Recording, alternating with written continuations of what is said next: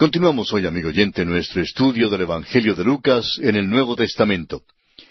En nuestro programa anterior estábamos considerando el nacimiento de Juan y su nombre. Y decíamos que Juan era el nombre que Dios ya le había dado a este niño antes de nacer. Ahora, después de ponerle el nombre, Zacarías pudo hablar de nuevo e inmediatamente empezó a cantar alabanzas a Dios. Él no tenía mucha fe, pero cuando el bebé nació, se regocijó en Dios. La falta de fe que fue manifestada por Zacarías es una característica que muchos de nosotros tenemos. Cuando Dios oye y contesta nuestras oraciones, es sólo entonces que realmente nos levantamos y nos regocijamos. Creemos a veces que la razón por la cual Dios contesta las oraciones de algunos de nosotros que somos más débiles es para que tengamos algo de lo cual podamos regocijarnos. Por lo general, los santos más débiles no se regocijan. Los santos más firmes, los que tienen más fe, estos son los que se regocijan en todas las circunstancias de la vida. Continuaremos hoy nuestro estudio de este capítulo 1 del Evangelio según San Lucas, leyendo los versículos 65 al 69. Y se llenaron de temor todos sus vecinos, y en todas las montañas de Judea se divulgaron todas estas cosas. Y todos los que las oían las guardaban en su corazón, diciendo, ¿quién pues será este niño? Y la mano del Señor estaba con él. Y Zacarías su padre fue lleno del Espíritu Santo, y profetizó diciendo, Bendito el Señor Dios de Israel, que ha visitado y redimido a su pueblo, y nos levantó un poderoso Salvador en la casa de David su siervo. Era muy obvio que Juan iba a ser un niño extraordinario. Después que nació, Zacarías, quien había estado mudo por unos 9 meses, no sólo habló, sino que también elevó un cántico de alabanza y gratitud a Dios. Elisabet entonó el primer cántico, María el segundo, y ahora es muy propio que Zacarías cante el tercero en un solo. Su canto es un canto de profecía. Zacarías no es de la línea de David, pero reconoce que su hijo será el precursor de Jesucristo, como fue predicho por Malaquías e Isaías. Juan iba a ser el que anunciaría la venida del Mesías. La presencia del precursor indica que el Mesías no demoraría en venir. Viene muy pronto. Leamos ahora los versículos 70 al 75 de este primer capítulo de Lucas. Como habló por boca de sus santos profetas que fueron desde el principio, salvación de nuestros enemigos y de la mano de todos los que nos aborrecieron, para hacer misericordia con nuestros padres y acordarse de su santo pacto, del juramento que hizo a Abraham nuestro padre, que nos había de conceder, que, librados de nuestros enemigos, sin temor le serviríamos en santidad y en justicia delante de él todos nuestros días. Dios hizo 3 promesas a Abraham, y María, Elisabet, Zacarías y otros todavía creían que las promesas hechas a Abraham serían cumplidas. Hoy en día, quienes se han dado por vencidos y no creen que Dios cumplirá sus promesas a Abraham. Pero amigo oyente, si usted cree en las palabras del Señor Jesucristo, dichas en el Evangelio según San Juan, capítulo 3, versículo 16, cuando Él dijo, Porque de tal manera amó Dios al mundo, que ha dado a su Hijo unigénito, para que todo aquel que en Él cree no se pierda, mas tenga vida eterna. Si usted cree en estas palabras, entonces no tiene ningún derecho de descontar las promesas que Dios le hizo a Abraham. Leamos ahora los últimos versículos de este capítulo 1 del Evangelio según San Lucas, los versículos 76 al 80. Y tú, niño, profeta del Altísimo serás llamado, porque irás delante de la presencia del Señor para preparar sus caminos, para dar conocimiento de salvación a su pueblo, para perdón de sus pecados, por la entrañable misericordia de nuestro Dios, con que nos visitó desde lo alto la aurora, para dar luz a los que habitan en tinieblas y en sombra de muerte, para encaminar nuestros pies por camino de paz. Y el niño crecía y se fortalecía en espíritu, y estuvo en lugares desiertos hasta el día de su manifestación a Israel. Juan sería llamado profeta del Altísimo. Iba a ir delante del Señor para preparar sus caminos. Juan sabía que el Mesías estaba en medio de ellos. Juan el Bautista era una persona muy extraordinaria, y estaba dispuesto a hacer una tarea muy especial para Dios. Y aquí, amigo oyente, concluye el capítulo 1 del Evangelio según San Lucas. Y comenzamos ahora con el capítulo 2. En este capítulo consideraremos los siguientes aspectos. Augusto empadrona al Imperio Romano. El nacimiento de Jesús. Un ángel se lo cuenta a los pastores. Una multitud de las huestes celestiales canta alabanzas a Dios. Cristo es circuncidado. Simeón y Ana profetizan sobre Cristo. Cristo crece en sabiduría. Cristo pregunta a los doctores en el templo y es obediente a sus padres. El capítulo 2 del Evangelio según San Lucas es un cuidadoso relato histórico del nacimiento de Jesús, dando a conocer su relación histórica con el gobierno romano. Aquí vemos el relato sencillo de la visita de los pastores enlazado con el relato sublime de la visita de las huestes celestiales. Trajeron a Jesús al templo cuando cumplió 8 días de vida para circuncidarlo, según la ley mosaica, como dice el apóstol Pablo en su carta a los Gálatas, capítulo 4, versículos 4 y 5. Pero cuando vino el cumplimiento del tiempo, Dios envió a su Hijo, nacido de mujer y nacido bajo la ley, para que redimiese a los que estaban bajo la ley, a fin de que recibiésemos la adopción de hijos. Como resultado de esta visita a Jerusalén, tenemos los cánticos de Simeón y de Ana. El doctor Lucas incluye la única referencia que tenemos en cuanto a la niñez de Jesús. Lo hace para dejarnos saber que Jesús tuvo una niñez muy normal. Notemos lo que dice, por ejemplo, el versículo 52 de Lucas capítulo 2, donde leemos, «Y Jesús crecía en sabiduría y en estatura y en gracia para con Dios y los hombres». Tenemos aquí, en primer lugar, que Jesús crecía en sabiduría, es decir, un crecimiento mental. En segundo lugar, crecía en estatura, es decir, un crecimiento físico. Y en tercer lugar, Jesús crecía en gracia para con Dios y los hombres. Y esto es un crecimiento espiritual. Veamos ahora el nacimiento de Jesús en Belén en un pesebre. Antes de estudiar el texto, es necesario considerar algunas cosas en cuanto a las circunstancias que lo rodean. Como usted recordará, el Evangelio de Lucas es de carácter mayormente histórico y fue escrito especialmente para el griego y para el hombre pensador. También tiene un gran propósito espiritual: presentar al Hijo de Dios.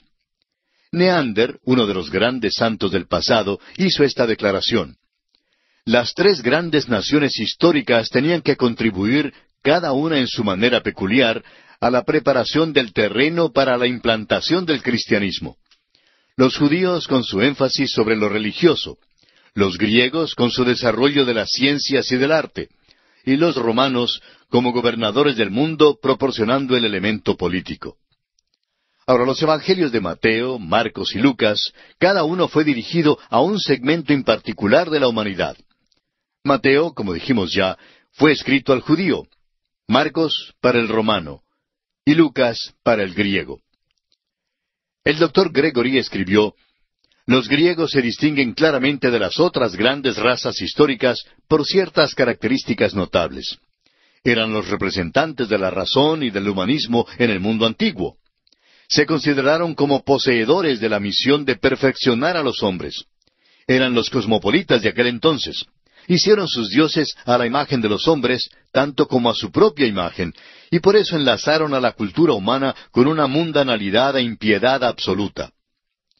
El apóstol Pablo era el hombre preciso para ir a Atenas e iluminar a los griegos en cuanto a la realidad de su altar al Dios no conocido. El doctor Lucas, gentil, fue con Pablo.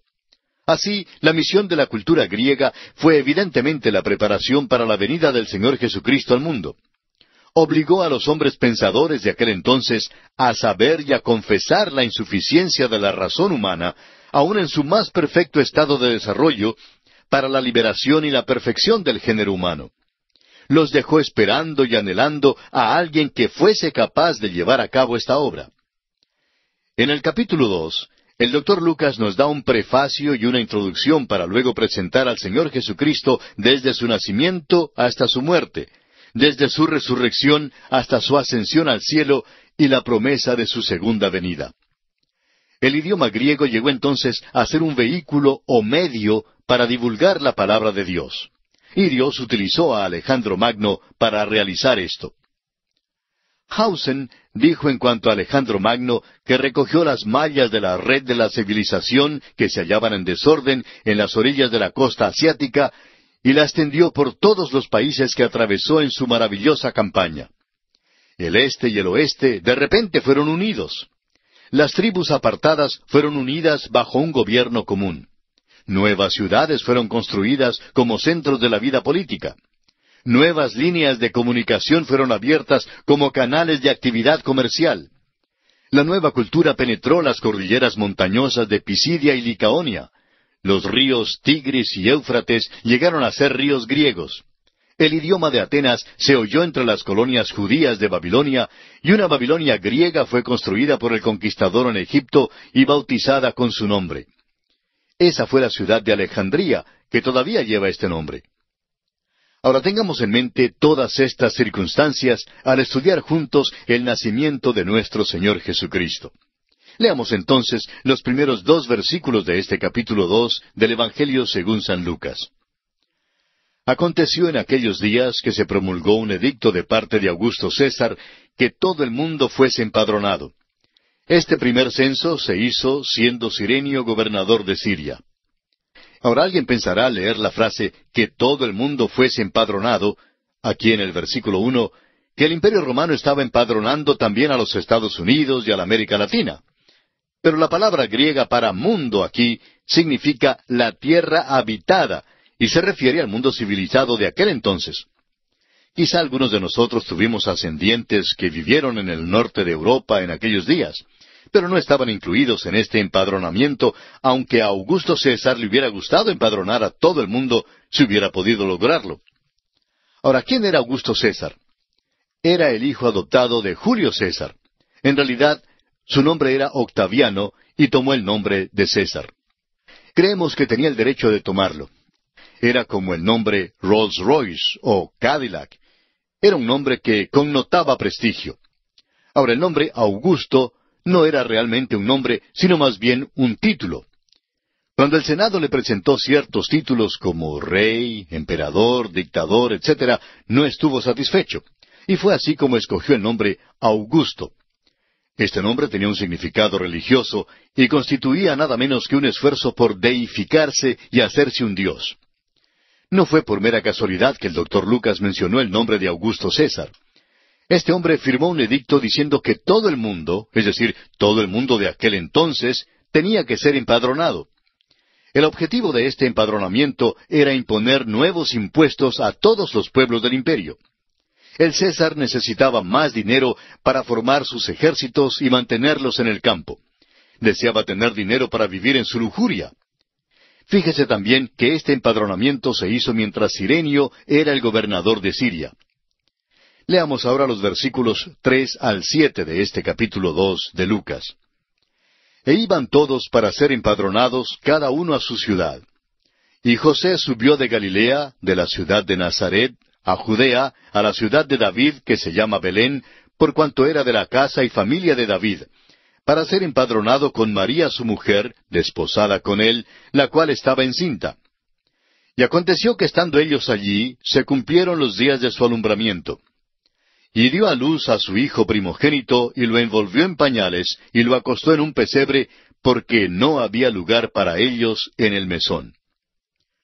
José y María salieron de Nazaret de Galilea, y fueron hasta Judea, a Belén, la ciudad de David. José fue allá debido a que era de la casa y del linaje de David. Pero, ¿por qué era necesario para María ir también hasta Belén? Porque ella también era del linaje de David. Francamente, tenemos que confesar que nos quedamos emocionados cuando leemos este pasaje, que es tan simple y al mismo tiempo tan exacto históricamente, y además revestido con tanta verdad espiritual. Augusto César fue un hombre que trató de hacerse Dios. Quiso que le adoraran. Promulgó un edicto y causó que una mujer y un hombre, campesinos por decirlo así, que vivían en Nazaret, viajaran hasta Belén para ser empadronados. Aquella mujer estaba llevando al Hijo de Dios, y César causó que se cumpliese la profecía del Antiguo Testamento en cuanto al Mesías que nacería en Belén. Recuerde usted que el profeta Miqueas, en el capítulo 5 de su profecía, versículo 2, dijo, «Pero tú, Belén Efrata, pequeña para estar entre las familias de Judá, de ti me saldrá el que será Señor en Israel, y sus salidas son desde el principio, desde los días de la eternidad». Ninguno le paga impuestos a Augusto César hoy en día, ni le honran. Aquel pequeño bebé, sin embargo, que aún estaba en la matriz de María, él sí que es adorado por muchos. Muchos de nosotros lo llamamos nuestro Salvador. Este es un relato extraordinario. Todo lo que pasó aquí fue arreglado por Dios. Si alguien le hubiera dicho al César, espere un momento, pues las mujeres que están por dar a luz tendrán que viajar a fin de que usted reciba sus impuestos. Creemos entonces que César hubiera respondido, no me importan los bebés ni sus madres, todo lo que me interesa son los impuestos, los ejércitos, el dinero y el lujo. Bueno, todo eso ya ha pasado, incluyendo al mismo César y su imperio. El doctor Lucas, amigo oyente, habla muy claro en este pasaje. ¿Está usted dispuesto a hacerle frente a esto? ¿Sabe lo que él está diciendo aquí? Dice que María le puso pañales a Dios. ¿Le gusta esto? Permítanos decirle que esta es una declaración tremenda. María envolvió en pañales a este pequeño bebé, y este bebé es el Hijo de Dios. Fue en el cumplimiento del tiempo que Dios envió a su Hijo para nacer en Belén. Veamos ahora la recepción de Jesús. Los ángeles anuncian su nacimiento a los pastores. Leamos el versículo 8 de este capítulo 2 de Lucas. Había pastores en la misma región que velaban y guardaban las vigilias de la noche sobre su rebaño. Muchos hacen la pregunta, ¿cuándo nació Jesucristo? Pues no pudo haber sido en lo más inclemente del invierno, o los pastores no habrían estado de noche con las ovejas. En realidad, la fecha de su nacimiento no es lo más importante, así como tampoco lo es el día en que fue crucificado. Las Escrituras no dicen cuándo nació. Lo importante es el hecho de que nació. Las Escrituras no dicen cuándo fue crucificado, pero lo importante es que murió por nuestros pecados. Sí, amigo oyente, Cristo nació y murió por sus pecados y los míos. Y hoy le ofrece a usted vida eterna por medio de su sangre derramada en la cruz del Calvario. Todo lo que usted tiene que hacer es abrir las puertas de su corazón y permitirle entrar como el dueño absoluto de todo su ser, de tal manera que Él gobierne enteramente en su ser completo. Hágalo en esta hora y comience así a disfrutar de la verdadera comunión con Dios. Que el mismo Dios le ayude a dar este paso trascendental que sellará su destino eterno.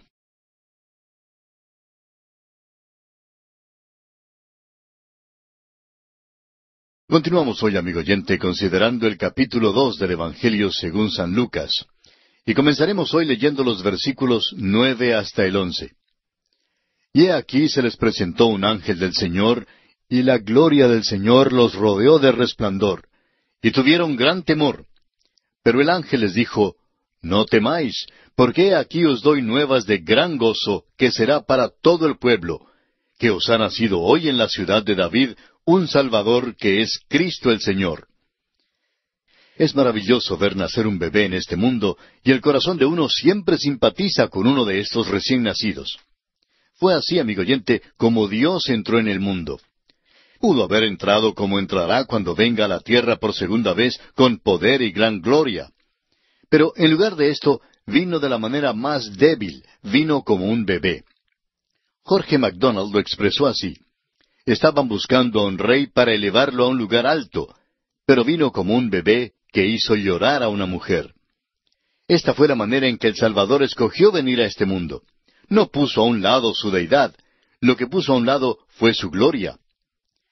Debieron haber venido muchos más que estos pocos pastores y ángeles para darle la bienvenida. Toda la creación debió haber estado allí. El mismo César debió haber estado allí en Belén para adorarle. Jesucristo pudo haberle obligado a hacer esto mismo, pero no lo hizo. Leamos ahora el versículo 12 de este capítulo 2 de Lucas. Esto servirá de señal. Hallaréis al niño envuelto en pañales, acostado en un pesebre.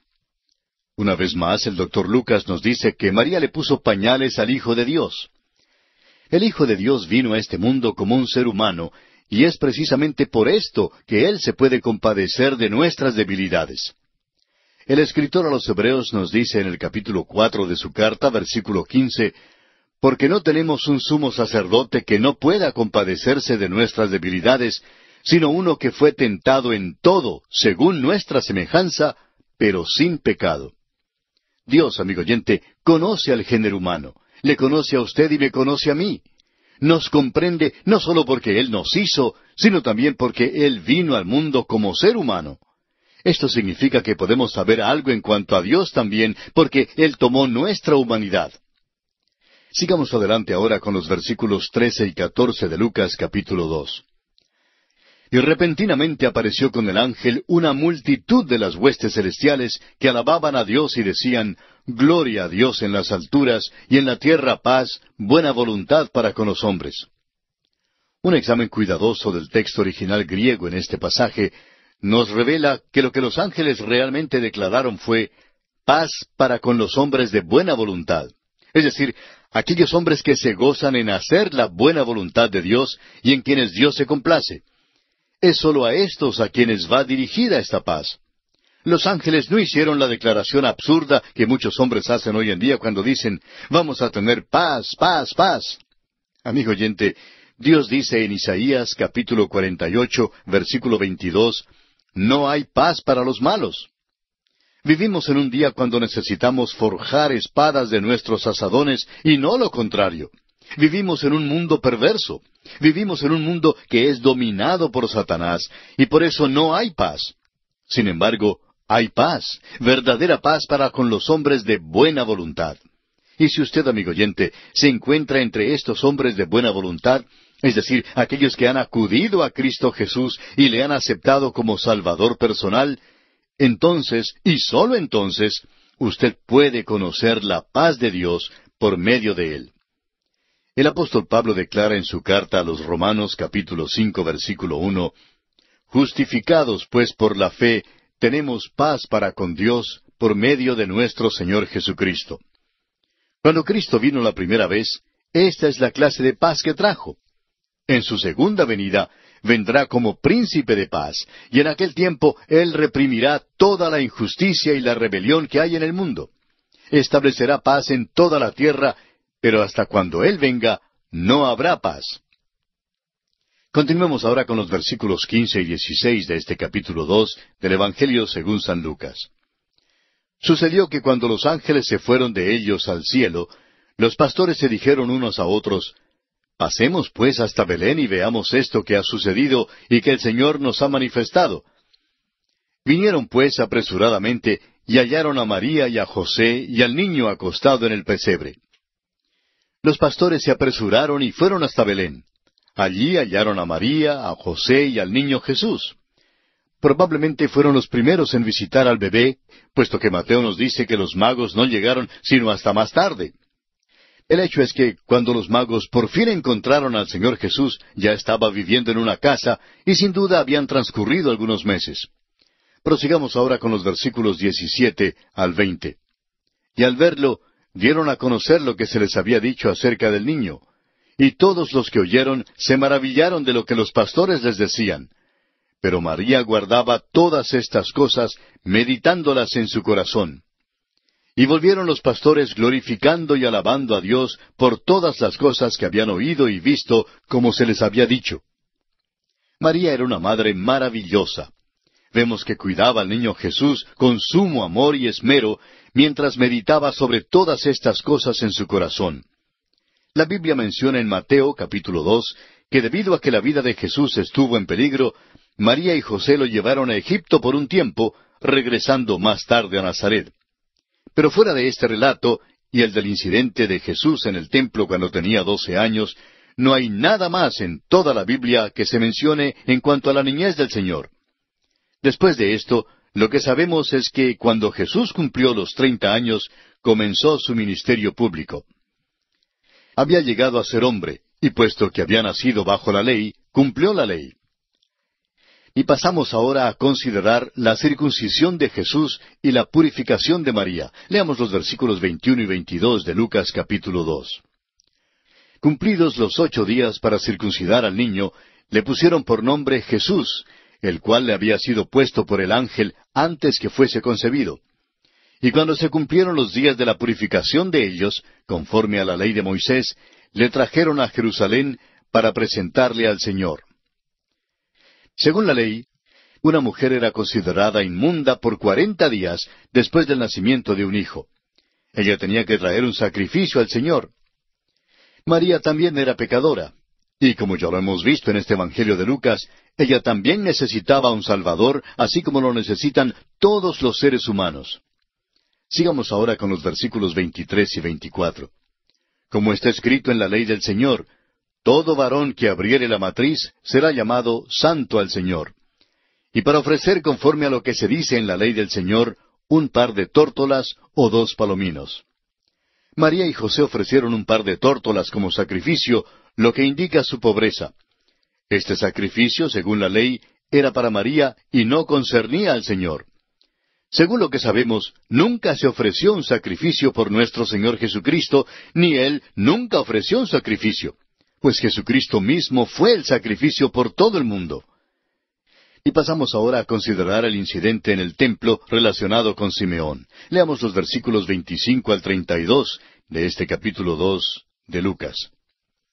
Y aquí había en Jerusalén un hombre llamado Simeón, y este hombre, justo y piadoso, esperaba la consolación de Israel, y el Espíritu Santo estaba sobre él. Y le había sido revelado por el Espíritu Santo que no vería la muerte antes que viese al ungido del Señor. Y movido por el Espíritu, vino al templo.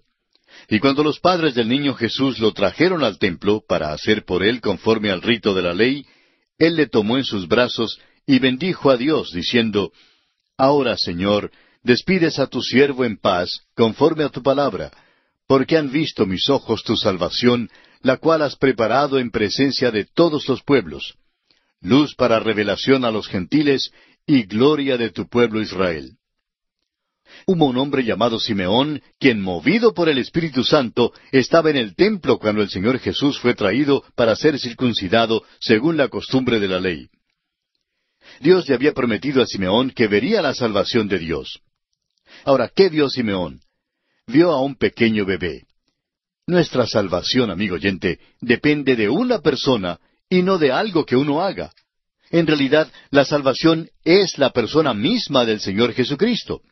O bien usted le tiene como su mejor amigo, o no le tiene en nada. O bien confía en Él en todo, o no confía en Él para nada. Simeón cantó en cuanto a la salvación que había visto, y realmente este es un canto extraordinario. Este hombre era bastante limitado en cuanto a su perspectiva de la vida. Durante toda su vida permaneció en una misma región geográfica, y sin embargo vio a quien había de ser el Salvador del mundo. Esta es una de las cosas admirables en cuanto a la palabra de Dios.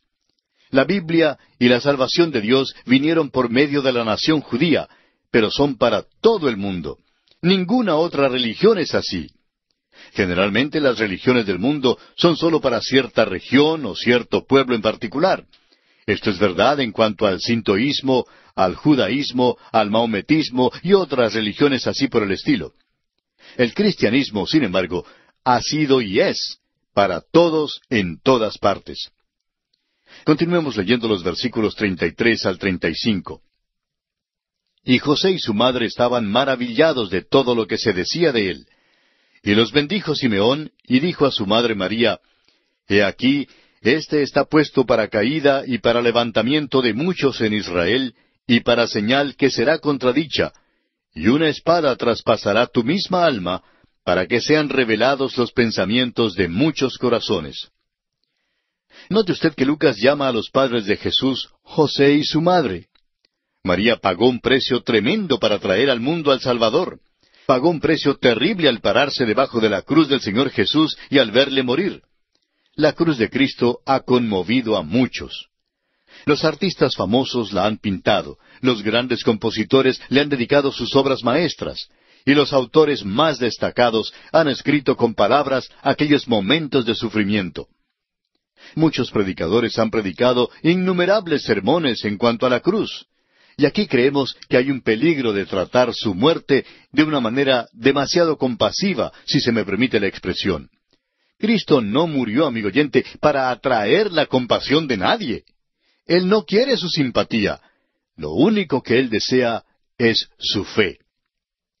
Más adelante, en el capítulo 23 de este Evangelio de Lucas, versículo 28, cuando el Señor está en camino hacia la cruz, tenemos la escena en que algunas mujeres empezaron a llorar y donde Jesús se volvió hacia ellas y les dijo, «Hijas de Jerusalén, no lloréis por mí, sino llorad por vosotras mismas y por vuestros hijos». Amigo oyente, si usted tiene lágrimas por Jesús, guárdelas para usted mismo y para su familia. No llore por Él, porque Él no quiere su simpatía. Jesús quiere su fe.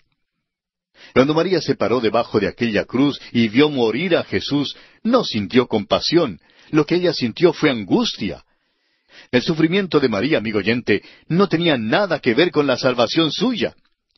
Su sufrimiento se debió a una relación humana. Ella era su madre humana. Ella le trajo al mundo y lo crió. Él, por su parte, era su hijo, y por eso el sufrimiento de María le causó profunda angustia. Consideremos ahora el incidente en el templo en cuanto a Ana y el regreso a Nazaret. Son muchos los solos que se cantan en este Evangelio, y ahora aquí tenemos otro. Leamos los versículos 36 al 38 del capítulo 2 de Lucas. Estaba también allí Ana, profetisa, hija de Fanuel, de la tribu de Aser, de edad muy avanzada, pues había vivido con su marido 7 años desde su virginidad, y era viuda hacía 84 años, y no se apartaba del templo, sirviendo de noche y de día con ayunos y oraciones. Esta, presentándose en la misma hora, daba gracias a Dios y hablaba del niño a todos los que esperaban la redención en Jerusalén. No podemos refrenarnos de mencionar aquí que hay quienes dicen que hay 10 tribus de Israel que están perdidas. Si usted, amigo oyente, escudriña por la Biblia desde el tiempo que Israel regresó a la tierra prometida después del cautiverio, se puede trazar a casi todas las tribus. Aquí se menciona a Ana como miembro de la tribu de Aser. Es evidente que Ana no se perdió. Ella era viuda y había permanecido en ese estado 84 años. Esta mujer daba gracias en el templo de día y de noche. Cuando vio al Señor Jesucristo, también ella entonó un canto en cuanto a la salvación. El relato de Mateo nos dice que el próximo evento en la vida de Jesús fue su viaje a Egipto, pero Lucas omite este relato. No sería malo recordar de nuevo que el propósito para el cual fue escrito cada evangelio era diferente. Mateo presenta al Señor Jesucristo como Rey, y Lucas lo presenta como el hombre perfecto. La venida de los magos no concuerda con el propósito que tenía Lucas al escribir su evangelio. Los magos vinieron buscando a un rey y no al ideal de la raza griega. Si usted se fija bien en el contenido de las Escrituras, descubrirá el propósito de lo que tienen que decir. Continuemos ahora con los versículos 39 y 40 de este capítulo 2 de Lucas. Después de haber cumplido con todo lo prescrito en la ley del Señor, volvieron a Galilea, a su ciudad de Nazaret.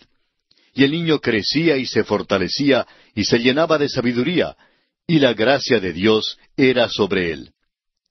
Lucas presenta al hombre perfecto. El doctor Lucas mira a este muchacho no sólo desde el punto de vista de un médico ginecólogo, sino también desde el punto de vista de un pediatra. El Señor Jesús crecía físicamente, se fortalecía espiritualmente, y se llenaba de sabiduría mentalmente. La gracia de Dios era sobre este muchacho, y él crecía física, espiritual y mentalmente. No nos queda ya mucho tiempo, pero quisiéramos solo mencionar que tenemos luego un incidente que solo lo relata el doctor Lucas. Y Lucas lo cuenta porque él es doctor en pediatría, y por eso tiene interés en el Señor como niño y como hombre. Lucas describe aquí una escena de la niñez de Jesús cuando él tenía 12 años. Puesto que poco se menciona en cuanto a la niñez y la juventud de Jesús, algunos llaman a este segmento de su vida los años de silencio. Francamente, no los consideramos años de silencio. Creemos que usted puede darse cuenta que las Escrituras hablan de estos años si es que las mira con cuidado. Pero aquí en el relato de Lucas, este es el incidente aislado más detallado de su niñez. Este evento ocurrió cuando José, María y Jesús subieron a Jerusalén. Pero siendo que nuestro tiempo ya se ha agotado, amigo oyente, dejaremos la consideración de este evento para nuestro próximo programa. Le sugerimos leer los siguientes versículos de este capítulo para estar al tanto de lo que estudiaremos en nuestra próxima visita.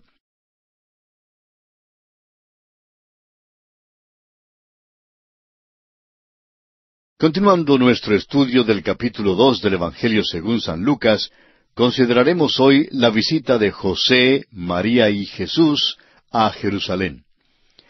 Al terminar nuestro programa anterior dijimos que tenemos aquí un incidente que solo lo relata el doctor Lucas. Ahora Lucas lo cuenta porque él es doctor en pediatría y por eso tiene interés en el Señor como niño, de la misma manera que como hombre. Lucas describe aquí una escena de la niñez de Jesús cuando él tenía 12 años.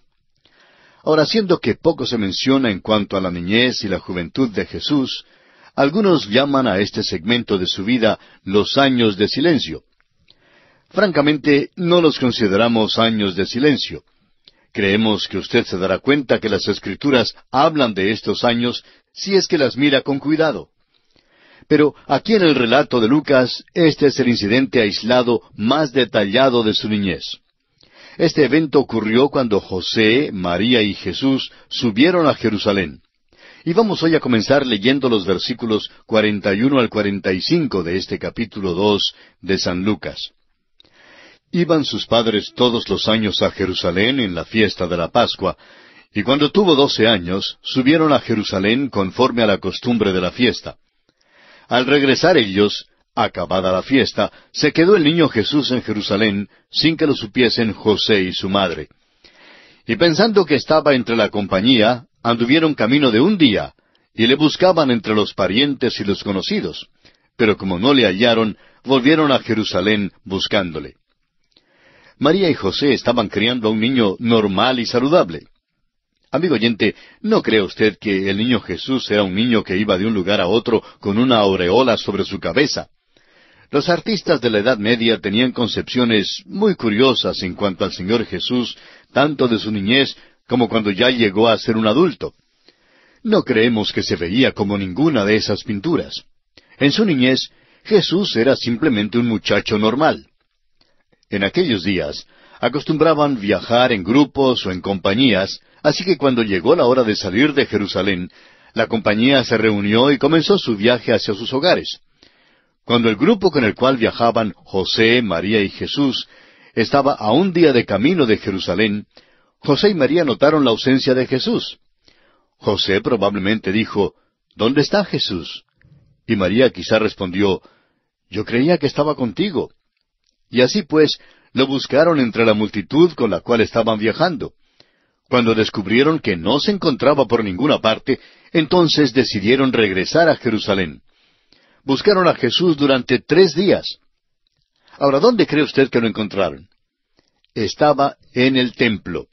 Leamos los versículos 46 al 50 de este capítulo 2 de Lucas, que dicen, y aconteció que 3 días después le hallaron en el templo, sentado en medio de los doctores de la ley, oyéndoles y preguntándoles. Y todos los que le oían se maravillaban de su inteligencia y de sus respuestas. Cuando le vieron, se sorprendieron, y le dijo su madre, Hijo, ¿por qué nos has hecho así? He aquí tu padre y yo te hemos buscado con angustia. Entonces él les dijo, ¿por qué me buscabais? ¿No sabíais que en los negocios de mi padre me es necesario estar? Mas ellos no entendieron las palabras que les habló. Cuando María y José por fin encontraron a Jesús en el templo, él estaba parado en medio de los sabios de aquel entonces, escuchándoles y haciéndoles preguntas. Les hacía preguntas que ellos no podían contestar. Mientras que él tenía respuestas claras para todas las preguntas que a él le hacían, y por esto parece que ellos quedaron algo irritados. Jesús tenía solamente 12 años, y sin embargo, él tenía una sabiduría muy superior a sus años. Cuando sus padres le preguntaron por qué les había causado tanta ansiedad, él simplemente les respondió, ¿no sabíais que en los negocios de mi Padre me es necesario estar? El Señor está hablando en cuanto a los negocios de su Padre Celestial, y no en cuanto al trabajo de carpintero que desempeñaba con José en Nazaret. María aquí no comprendía ni apreciaba exactamente quién era, ni lo que su obra involucraba, pero guardaba todas estas cosas en su corazón. Leamos ahora los versículos 51 y 52 de Lucas capítulo 2. Y descendió con ellos y volvió a Nazaret, y estaba sujeto a ellos.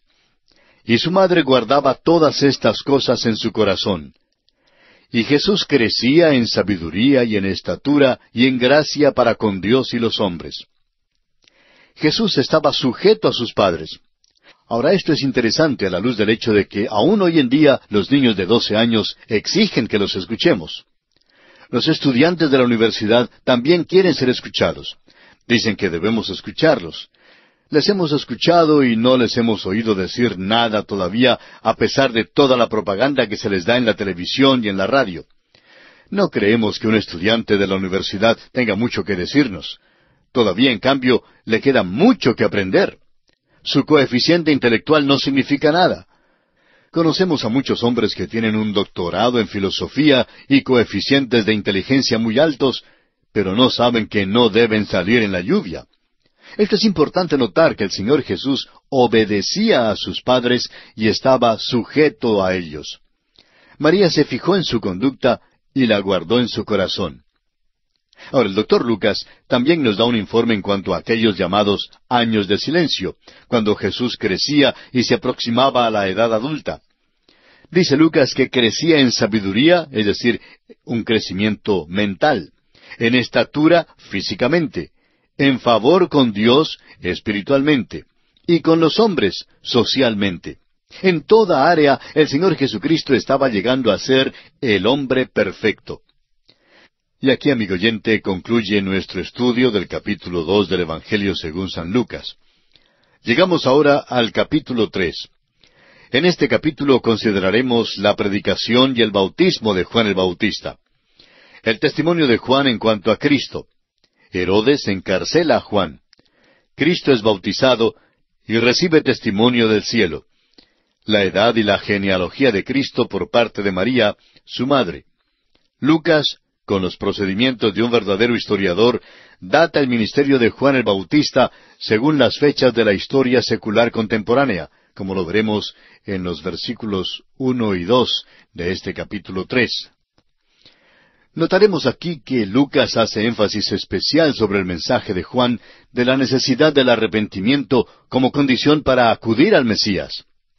Siguiendo el sistema mosaico de lavamiento con agua, el rito que comúnmente se realizaba por medio de la inmersión en aquel entonces, Juan bautizaba a los que venían a él sólo como una preparación o reformación moral para la venida de Cristo. Cristo, en cambio, bautizaría en el Espíritu Santo, lo que efectuaría una verdadera transformación de la vida misma. La genealogía de Jesús en este capítulo traza su ascendencia desde María y revela dos cosas. En primer lugar, se remonta hasta Adán, el padre de toda la familia humana, y establece que Jesús era verdaderamente humano.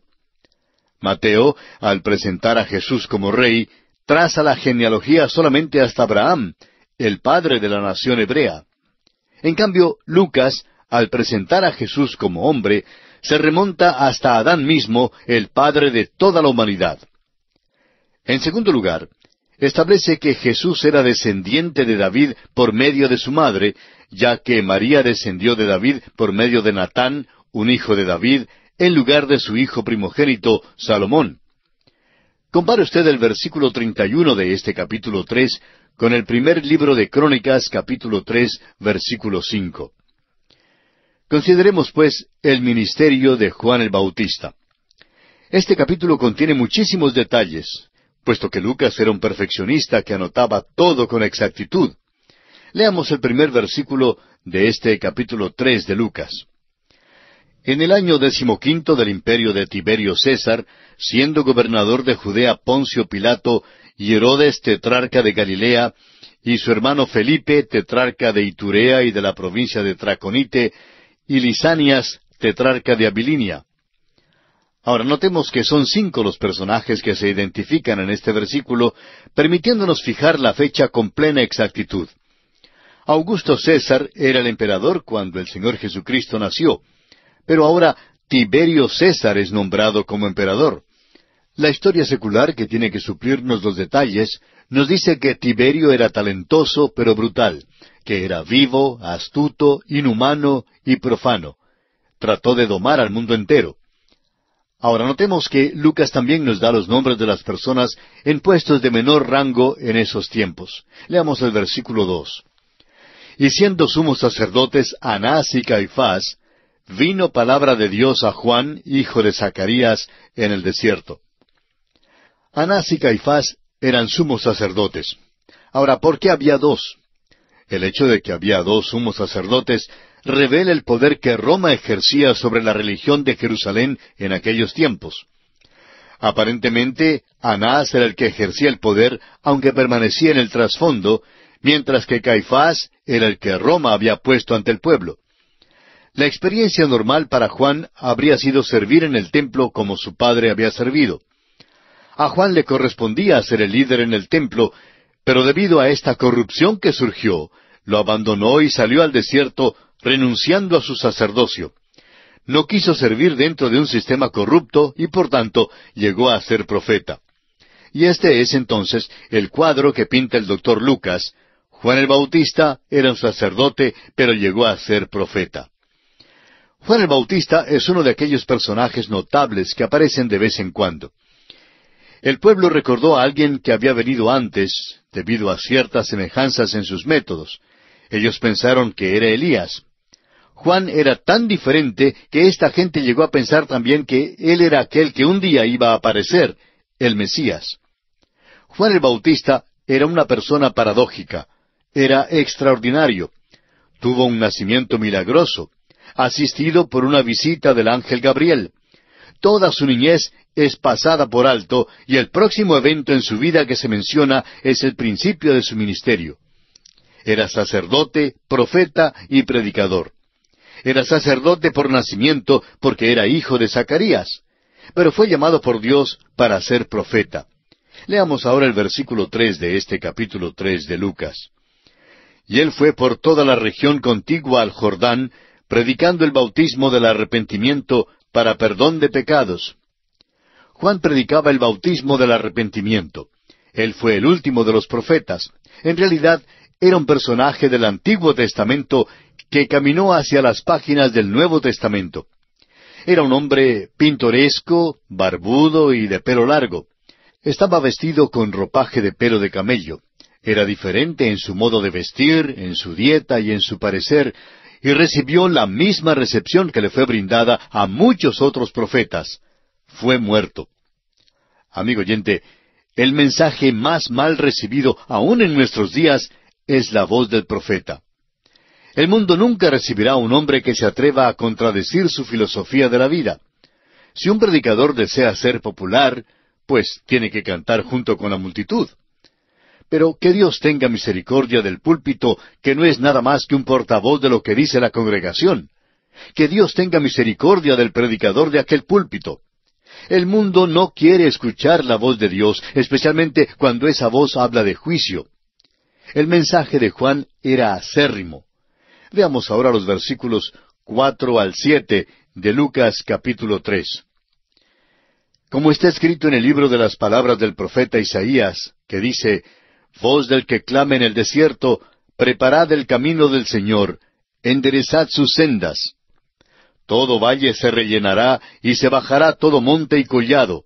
Los caminos torcidos serán enderezados, y los caminos ásperos allanados. Y verá toda carne la salvación de Dios. Y decía a las multitudes que salían para ser bautizadas por él: Oh generación de víboras, ¿quién os enseñó a huir de la ira venidera? Nos preguntamos por cuánto tiempo duraría un predicador en una iglesia si empezara su sermón del domingo diciendo: Oh generación de víboras. Creemos que al domingo siguiente no se encontraría en el mismo púlpito. La congregación pronto se desharía de tal predicador. Amigo oyente, no le recomiendo a usted que use esta introducción tan extraordinaria de Juan en sus sermones o charlas. No estamos tan seguros que Dios quiere que usemos este mismo lenguaje hoy en día, pero sí creemos que estas mismas palabras serían muy apropiadas para muchas iglesias. Continuemos ahora con el versículo 8 de este capítulo 3 de Lucas. Haced pues frutos dignos de arrepentimiento, y no comencéis a decir dentro de vosotros mismos: tenemos a Abraham por padre. Porque os digo que Dios puede levantar hijos a Abraham, aun de estas piedras. El mensaje de Juan era un mensaje de arrepentimiento. El arrepentimiento, amigo oyente, no es simplemente un cambio emocional de actitud, sino que también tiene que ver con un cambio total en cuanto al pensar y la conducta previa. La predicación de Juan tenía como objeto traer a los hombres a la experiencia del perdón. El arrepentimiento es solamente una parte de nuestro mensaje hoy en día. El apóstol Pablo, escribiendo su primera carta a los tesalonicenses, dijo en el capítulo 1, versículo 9, «Porque ellos mismos cuentan de nosotros la manera en que nos recibisteis, y cómo os convertisteis de los ídolos a Dios para servir al Dios vivo y verdadero». Nuestro mensaje hoy en día involucra el colocar nuestra fe en el Señor Jesucristo y en su obra por nosotros en la cruz y el aceptarle como todo suficiente Salvador. Luego, la vida eterna es nuestra, y cuando es nuestra, nos apartamos de las cosas del mundo y nos allegamos a las cosas de Dios. El arrepentimiento verdadero, amigo oyente, involucra este tipo de conversión. Quizá usted haya oído hablar acerca del amor de Dios, pero no se ha sentido conmovido por ese amor y se pregunta por qué. Es que, amigo oyente, le falta escuchar el clamor de aquella voz en el desierto que dice, «Arrepiéntase». El arrepentimiento es una parte de la fe salvadora. El arrepentimiento no es el mensaje de la hora. Predicamos la gracia de Dios, pero si usted ha sido recipiente de la gracia de Dios y se ha vuelto a Él, usted tendrá que convertirse de sus pecados. Si no se convierte de sus pecados, en realidad usted no se ha vuelto a Dios. El arrepentimiento es necesario en la salvación, pero el mensaje de Dios es, cree en el Señor Jesucristo y serás salvo tú y tu casa, como leemos en Hechos 16:31. Pasemos ahora al versículo 9 de este capítulo 3 del Evangelio según San Lucas. Y ya también el hacha está puesta a la raíz de los árboles. Por tanto, todo árbol que no da buen fruto se corta y se echa en el fuego. En los tiempos de Juan, los árboles que no daban fruto eran inútiles, eran cortados y usados para leña. El mensaje de Juan era acérrimo.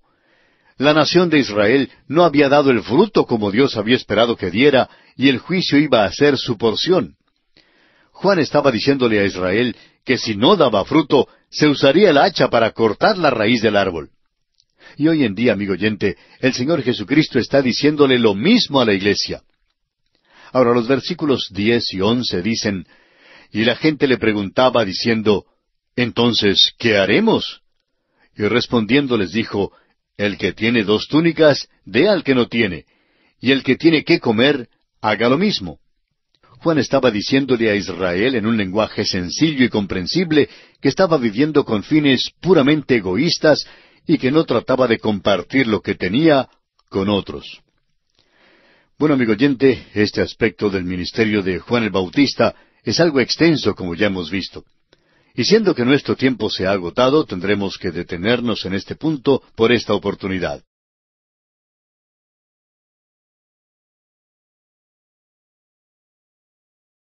Continuamos hoy, amigo oyente, nuestro estudio del capítulo 3 del Evangelio según San Lucas.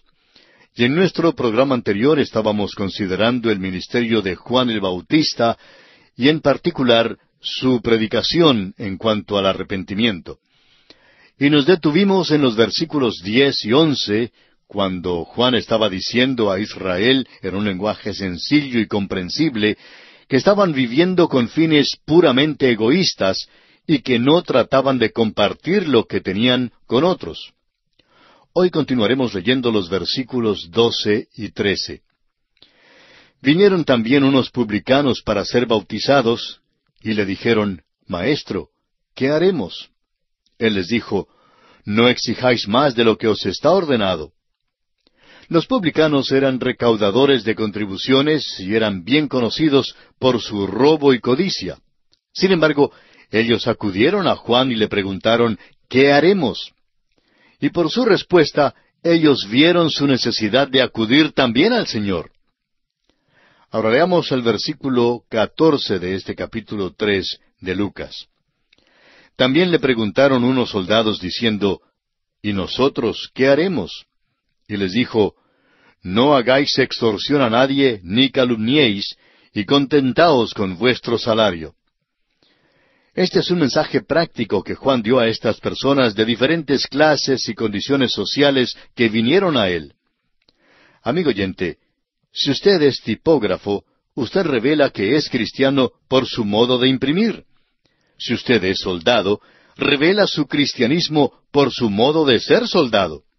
Y si usted es ama de casa, pues revela su cristianismo siendo una buena ama de casa. Usted revelará lo que es. Mateo 7:20 dice, así que por sus frutos los conoceréis. Leamos ahora los versículos 15 al 17 de Lucas, capítulo 3. Como el pueblo estaba en expectativa, preguntándose todos en sus corazones si acaso Juan sería el Cristo, respondió Juan, diciendo a todos, yo a la verdad os bautizo en agua, pero viene uno más poderoso que yo, de quien no soy digno de desatar la correa de su calzado. Él los bautizará en Espíritu Santo y fuego. Su aventador está en su mano, y limpiará su era, y recogerá el trigo en su granero, y quemará la paja en fuego que nunca se apagará. Lucas pone énfasis especial sobre el mensaje del arrepentimiento que Juan señala como la condición para la venida del Mesías. Había en el sistema mosaico la purificación con agua, que según la costumbre común de aquel entonces se realizaba por inmersión. Juan bautizó a aquellos que venían donde él como una preparación para la venida de Cristo. Esto representaba una reformación moral. Cristo bautizaría en el Espíritu Santo, y esta sería una verdadera transformación. Sigamos adelante ahora con los versículos 18 al 20. Con estas y otras muchas exhortaciones anunciaba las buenas nuevas al pueblo. Entonces Herodes el tetrarca, siendo reprendido por Juan a causa de Herodías, mujer de Felipe su hermano, y de todas las maldades que Herodes había hecho, sobre todas ellas añadió además esta, encerró a Juan en la cárcel. Juan había acusado a Herodes públicamente porque se había casado con Herodías, la esposa de Felipe su hermano. Herodías se puso furiosa por esto y demandó que Juan fuese encarcelado. Herodes accedió a esta solicitud y arrestó a Juan y lo encarceló, agregando así una maldad más a la lista de maldades que ya había hecho, como nos dice el versículo 19. Y pasamos ahora a considerar el bautismo de Jesús. Leamos los versículos 21 y 22 de este capítulo 3 de Lucas. Aconteció que cuando todo el pueblo se bautizaba, también Jesús fue bautizado. Y orando, el cielo se abrió, y descendió el Espíritu Santo sobre él en forma corporal, como paloma, y vino una voz del cielo que decía, Tú eres mi Hijo amado, en ti tengo complacencia. Lucas no trata de darnos un orden cronológico de estos eventos. Si así fuera, habría relatado el bautismo de Jesús antes del arresto de Juan el Bautista y no después, como acabamos de verlo. Porque es evidente que estando Juan encarcelado, no hubiera podido bautizarlo. Ahora, el bautismo de Jesús revela la doctrina de la Trinidad.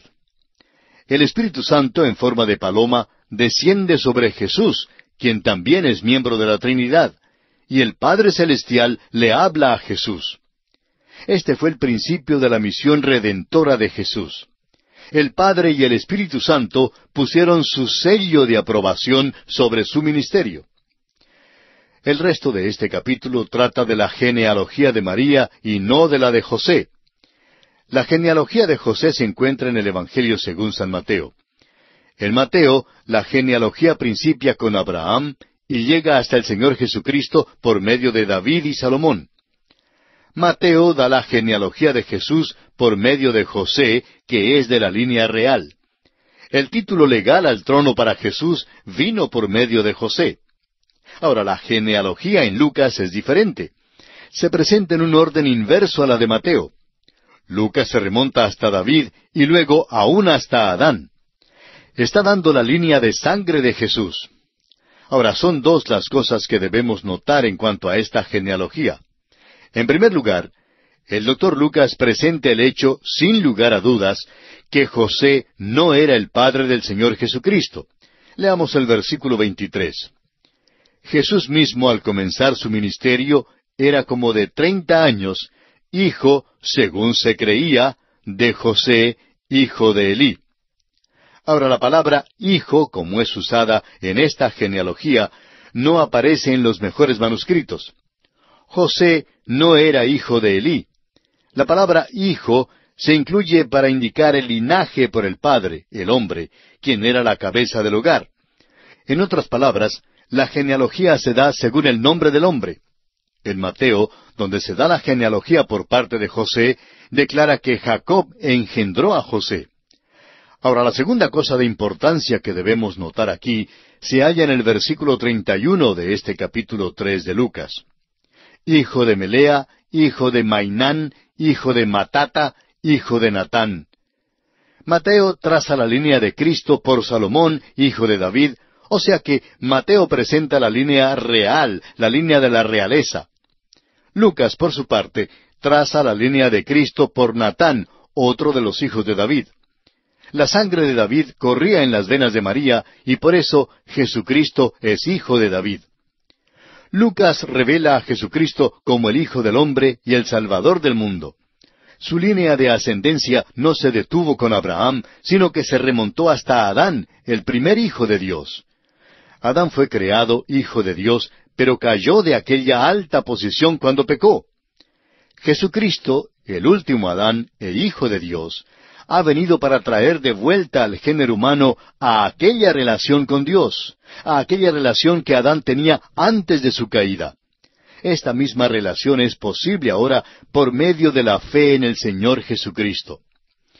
Y así concluye el capítulo 3 del Evangelio según San Lucas. Pasamos ahora al capítulo 4. En este capítulo 4 consideraremos la tentación y el ayuno de Cristo. Cristo vence al diablo. Cristo empieza a predicar. Los habitantes de Nazaret se admiran de sus palabras de gracia. Cristo sana a un endemoniado y sana a la suegra de Pedro y a muchos otros. Jesús en su humanidad es tentado por Satanás. Eran tentaciones humanas iguales a las que vienen a todos nosotros.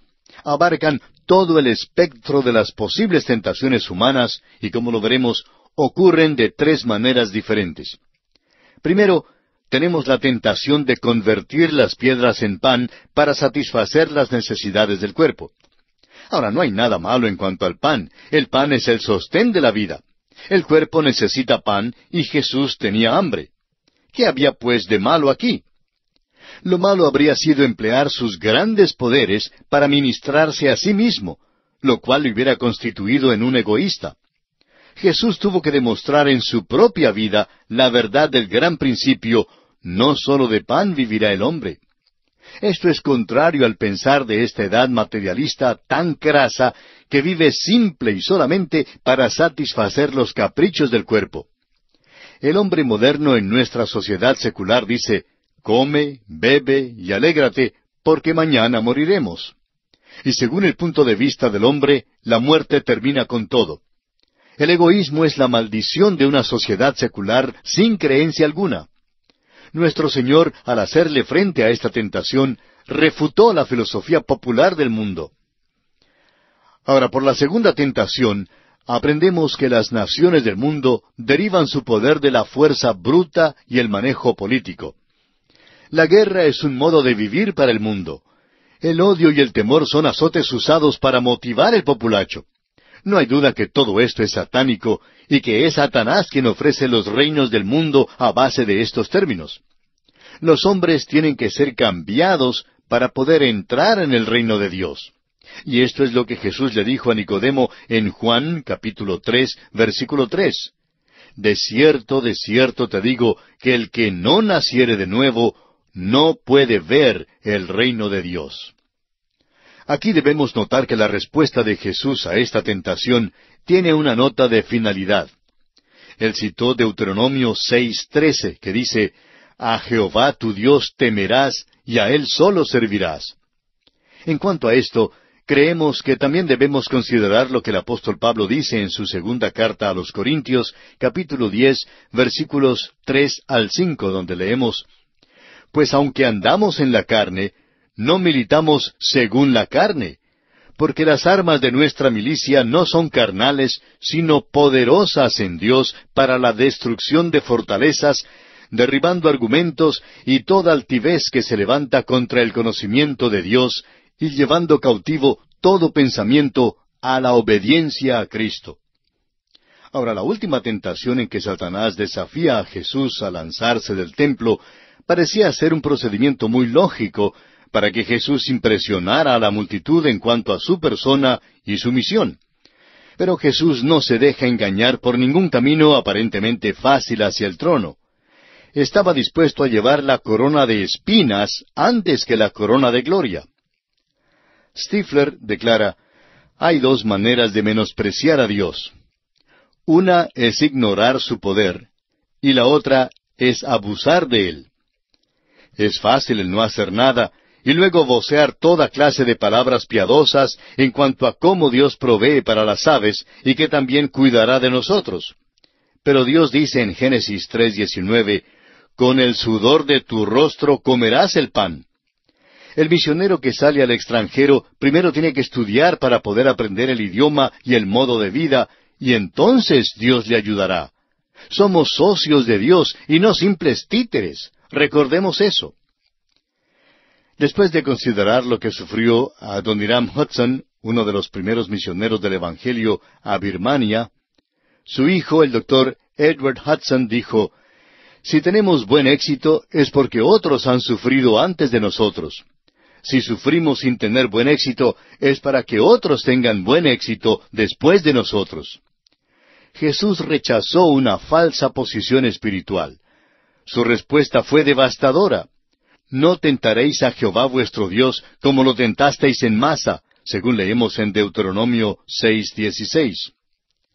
Ahora, en realidad, Jesús comenzó su ministerio público en Nazaret, su pueblo natal, donde más tarde fue rechazado y aún expulsado.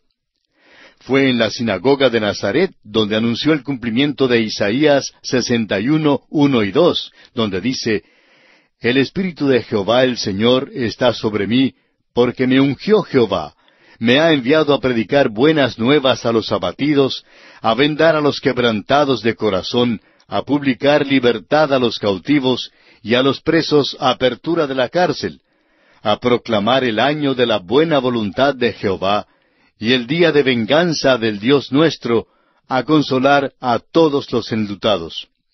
Pero Jesús dejó de leer antes de llegar a las palabras, el día de venganza del Dios nuestro. Sería interesante comparar Isaías 61:1 y 2 con los versículos 18 al 20 de este cuarto capítulo del Evangelio del Dr. Lucas. Bueno, no nos queda mucho tiempo, pero pasemos directamente a nuestro estudio del capítulo 4 de este Evangelio. Leamos los primeros 2 versículos. Jesús, lleno del Espíritu Santo, volvió del Jordán, y fue llevado por el Espíritu al desierto por 40 días, y era tentado por el diablo. Y no comió nada en aquellos días, pasados los cuales tuvo hambre. Tenemos aquí delante de nosotros el episodio que narra la tentación del Señor Jesucristo. Los evangelios sinópticos, o sea, Mateo, Marcos y Lucas, todos mencionan esta tentación. Juan no presenta este incidente porque él presenta al Señor Jesús como el Hijo de Dios y pone el mayor énfasis sobre su deidad. Los evangelios sinópticos, en cambio, ponen el énfasis en la humanidad del Señor Jesús. Él fue tentado como hombre, pero como Dios no puede ser tentado. Es que aquí, en el Evangelio de Lucas, Jesucristo es presentado como el Hijo del Hombre. Y bien, amigo oyente, tenemos que detenernos aquí porque nuestro tiempo se ha agotado.